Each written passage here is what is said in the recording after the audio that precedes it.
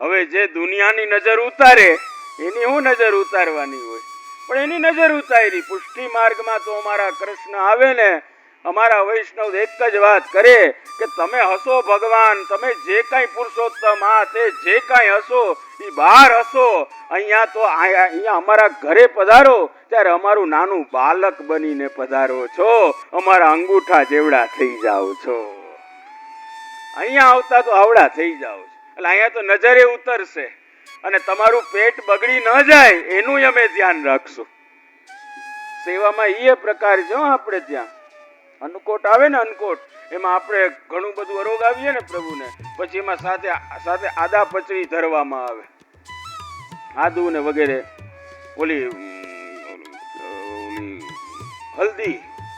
હલ્દી આદુ એવું બધું ધરવામાં આવે. ઈ કેમ તો કે આટલું અરોગ્યા ને ક્યાંક પેટમાં દુખાવો ન થઈ જાય. હા, ઈ છે વાત. આપણે તમે દર્શન કર્યા હશે ક્યારેક કે આપણે ત્યાં ઠાકોરજી બિરાજે ને, જ્યાં એની ઉપર ચંદરવો આવે, આમ જોજો તમે, ચંદરવો આવે, એને ચંદરવો કહેવાય. જ્યાં ઠાકોરજી બિરાજે ને એની ઉપર ચંદરવો છે. એ ચંદરવો શું છે ખબર? એ છે વાદળાઓ. એ વાદળાઓના ભાવથી છે. અને વ્રજમાં તો વાદળાઓ પણ સેવા કરે. અને કેવી રીતે કરી? તો કે જ્યારે ઠાકોરજી ખેલતા હતા અને અતિ શ્રમિત થયા, તડકો બહુ, તાપ એવો, અતિ શ્રમિત થઈ ગયા ઠાકોરજી, તો એ વાદળાઓએ શું કર્યું ખબર? જોયું કે મારા પ્રભુ આટલા શ્રમિત થયા જ, એટલે એકદમથી બધા આવી ગયા અને આવીને ઠાકોરજીને છાંયો કરી દીધો. હવે જો છાંયો કરીને કે બસ હવે ઘણું આટલું, એમ નહીં. હવે એને શું વિચાર કર્યો કે આ છાંયો થઈ ગયો, બરાબર છે. હવે તો કે હવે જે છે ને ઠાકોરજીને જે શ્રમ તો થયો છે ને શ્રીઅંગમાં, પરિશ્રમ તો પડ્યો જ, એટલે એને શું કર્યું કે ગરમી લાગી ગઈ હતી ને, એટલે એને વાદળાઓએ વરસાદ વરસાવ્યો. સમજા? નાના નાના છાંટા એવા વરસાવ્યા કે ઠાકોરજીના શ્રીઅંગમાં લાગ્યા અને ઠાકોરજીનો શ્રમ દૂર થઈ ગયો. તો એવી રીતે આ વાદળાઓએ ભગવત સેવા કરી. અમારા શ્રી મહાપ્રભુજી આજ્ઞા કરે છે કે મહાન વૈષ્ણવ કોને કહેવાય? મહાન વૈષ્ણવ કોને કહેવાય? તો કે આખો દી સેવામાં રહીએ ઈ મહાન, સેવા કરે ને પાઠ કર્યા કરે ઈ મહાન, ગોકુલમાં જઈને રહીએ ઈ મહાન. મહાન વૈષ્ણવ કોને કહેવાય? તો અમારા શ્રી મહાપ્રભુજી કે એમણે દાખલો આપ્યો, અને દાખલો આપ્યો બ્રહ્માજીનો. સાંભળજો, બ્રહ્માજીનો દાખલો આપ્યો કે આ બ્રહ્માજીએ જે સેવા કરી ને ભગવાનની, શું સેવા કરી? તો કે બ્રહ્માજીને જ્યારે ભગવાને ઉત્પન્ન કર્યા, પ્રગટ કર્યા અને આજ્ઞા કરી કે તમે આ સૃષ્ટિને ઉત્પન્ન કરો, અને બ્રહ્માજી તો લાગી ગયા, પણ બ્રહ્માજીને કઈ સૂઝ્યું નહીં. ભાઈ સૃષ્ટિ કેમ, માણસ બનાવો કેમ, આ સૃષ્ટિને બનાવી કેમ, ક્યાં જલ મૂકવું, ક્યાં જમીન મૂકવી, કાંઈ ખબર ન પડી બ્રહ્માજીને. એટલે બ્રહ્માજીએ શું કર્યું? હજારો વર્ષનું તપ કર્યું. હવે બ્રહ્માજીના 1000 વર્ષ એટલે આપણા તો કેટલા વર્ષ થઈ ગયા. એટલું તપ કર્યું બ્રહ્માજીએ, અને તપ કર્યું અને પછી ભગવાન પ્રસન્ન થયા અને પછી એને વિનંતી કરી કે જે મને કઈ સૂઝતું નથી આમાં, આ કઈ રીતે આ મારે ઉત્પન્ન કરવું? ભગવાન કે બસ મારું સ્મરણ કરો અને ચાલુ થઈ જાઓ. અને સ્મરણ કરતા ગયા અને સૃષ્ટિ ઉત્પન્ન, જેવી ભગવાનની ઈચ્છા હતી ને એવી સૃષ્ટિ ઉત્પન્ન થવા માંડી. એટલે શ્રી મહાપ્રભુજીએ કીધું કે આ બ્રહ્માજીએ જે કાર્ય કર્યું છે ને, એ મહાન વૈષ્ણવ કોઈ હોય ને એ જ આવું કાર્ય કરી શકે. કેમ? એવું કેમ?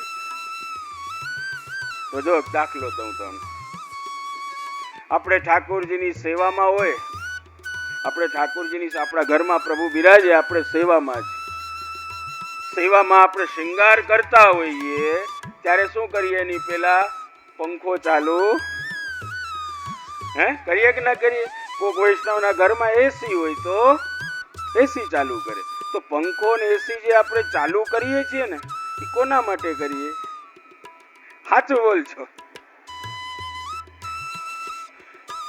નામ કોનું થાય? નામ ઠાકોરજીનું છે, ઠાકોરજીને ગરમી થાય, પણ હકીકતે કોને થાય? આપણને કરવી, આપણા માટે કરવી, જો ઠાકોરજી માટે નથી. મહાપ્રભુજી કહે છે કે પુષ્ટિ માર્ગમાં તો સેવાનો અર્થ જ ઈ થાય કે ભગવાનનું દુઃખ દૂર કરવું, એનું નામ સેવા છે. મર્યાદા માર્ગ ને પુષ્ટિ માર્ગમાં આ જ ફરક. મર્યાદા માર્ગમાં જીવો પોતાના દુઃખને દૂર કરવા ભગવાન પાસે આવે. મર્યાદા માર્ગમાં જીવો પોતાના દુઃખોને લઈને આવે. અને એટલે જ અમારા દયારામભાઈના જ જો ધોળ ખબર નરસિંહ મહેતાના ગવાતા નથી. તમે જોયું પુષ્ટિ માર્ગમાં ધોળ નરસિંહ મહેતાના નથી ગવાતા. એ શા માટે નથી ગવાતા? કારણ કે નરસિંહ મહેતાની વાણી પુષ્ટ નથી. મહાન ભગવદ ભક્ત છે, એમાં બે મત નથી, પણ એની અંદર મર્યાદાનો ભાવ આવી જાય છે. પુષ્ટિ ભાવ રહેતો નથી. એટલે એક વાર તો એ કહી દે કે ભલું થયું ભાંગી જંજાર, સુખે ભજશું શ્રી ગોપાલ, એવું બોલી ગયા. એવું બોલી ગયા, પણ વાત શું થઈ ખબર? હવે આવું બોલી કોણ શકે? આ કઈ ક્રૂર નતા એવા કે સારું થયું, એવું નતું એના મનમાં. પણ ભગવત ભજનમાં એવી આસક્તિ હતી ને કે એમાં જે પ્રતિબંધ આવતા હતા ને એને દુઃખ રૂપ લાગતા હતા, એટલે એ બોલ્યા છે.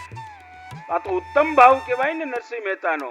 પણ છતાંય એ નરસિંહ મહેતાનો એ ઉત્તમ ભાવ ક્યાં સુધી? તો કે થોડીક વાર રહ્યો, આટલું જે બોલ્યા એ બહુ સારી વાત બોલ્યા, પણ પછી એને પોતનું ફેરવી દીધું. એટલું બોલીને કે મારી હુંડી પતી ગઈ વાત. મીરાબાઈની પણ આ જ વાત આવી. એસે વર કો ક્યા વરું, જો જીએ ઓર મરી જાય, એસી ઓળું ચુંદડી મેરો ચુડલો અખંડ હો જાય. એવું બોલી તો ગયા, પણ વરી બીજી વારમાં ઝેરનો પ્યાલો ભગવાનને ધરી દીધો. જો તમે આ ને પુષ્ટિ ભક્તોમાં ફરક કેટલો. પુષ્ટિ ભક્તો કેવા? જો આ પ્રસંગ આવે છે ને, એક વાર ઓલા રાજા માનસિંહ ને મન થયું કે ચાલો વ્રજમાં જેટલા ઠાકોરજી બિરાજે છે ને બધાના દર્શન કરવા જાઓ. એમ કરી અને વ્રજમાં બધા ઠાકોરજીના દર્શન કરવા ગયા. હવે ગયા, અમુક મંદિરોમાં ખબર પડી કે રાજા આવે છે, એટલે ગરમીના દિવસો હતા અને ઠાકોરજીને જરીના વસ્ત્ર ધરાવ્યા, ભારી શૃંગાર કર્યા. ભાઈ રાજા આવે જ દર્શન કરવા, રાજા આવે જ દર્શન કરવા, તો ઠાકોરજીના શૃંગાર જરીના વાઘા ને આને તેને વસ્ત્ર ને એવું બધું ધરાવ્યું. અને ઓલાય આમ દર્શન કરીને નીકળી ગયા રાજા. હવે છેલ્લે શ્રીનાથજીમાં આવ્યા દર્શન કરવા. શ્રીજી બાવાના દર્શન કર્યા અને ત્યાં ખબર પડી કે રાજા આવે છે. તો શ્રીનાથજીના તે એ સમયમાં જે કોઈ વૈષ્ણવો ત્યાં હતા અને શ્રી ગુસાઈજી એમને ખબર પડી, એમને આજ્ઞા કરી કે અમારો રાજા તો અમારો આ શ્રીનાથજી જ છે, અમારે કઈ કે ભલે આવે આવા દો એને. અને રાજા આવ્યા જેવા દર્શન કરવા, એને જોયું તો અમારા શ્રીજી બાવા જે છે ને એ મલકાચ, નાનકડું મલકાચ ધારણ કરી, ટીપારાના સાવ સાદા શૃંગાર ધરી અને બિરાજે છે. અને સુંદર મજાના ફુવારા ચાલે છે, સુગંધ આવે છે, ખસના બંગલાની સુગંધ આવે છે, આ અત્તરોની એવી એવી સુગંધો આવે છે, ચંદનની. આ તે એને જોતા એનું મન શાંત થઈ ગયું રાજાનું. અને રાજાના મોઢામાંથી નીકળી ગયું કે સેવા તો અહીંયા થાય. એ કેમ થાય છે? કારણ કે પ્રભુના દુઃખને દૂર કરવું, એનું જ નામ આ પુષ્ટિ માર્ગ છે. કે જીવ જ્યારે ઠાકોરજી પાસે જાય ત્યારે અમારો પુષ્ટિ માર્ગી વૈષ્ણવ એમ કે છે કે હે પ્રભુ તમને શું દુઃખ છે ઈ કયો, એને દૂર કરવા માટે અમે અહીં આવ્યા. આ પુષ્ટિ માર્ગની રીત. એટલે અહીંયા કહે છે કે આવા વ્રજ ભક્તો જે છે કે જે વ્રજ ભક્તોએ ક્યારેય પણ આવું ભગવત નામ નથી લીધું અને છતાંય કોઈ શાસ્ત્ર ભણ્યા નથી, કોઈ સમજ નથી એની અંદર, છતાંય એનો ઉદ્ધાર થઈ ગયો. થયું કેમ? એવું બન્યું કેમ? તો શ્રીમદ ભાગવતજીએ સરસ વાત કરી. અને શ્રીમદ ભાગવતજી કહે છે કે કેવલેને હિ ભાવેન, કેવલેને હિ ભાવેન ગોપ્યો ગાઓ નગા મૃગા, ये अन्य मूढ़ दियो नागा सिद्धा मामू रंजसा. શ્રીમદ ભાગવતજી કહે છે કે કેવલેને હિ ભાવેન, કેવલ ભાવ માત્રથી. એને કંઈ ખબર નથી પડતી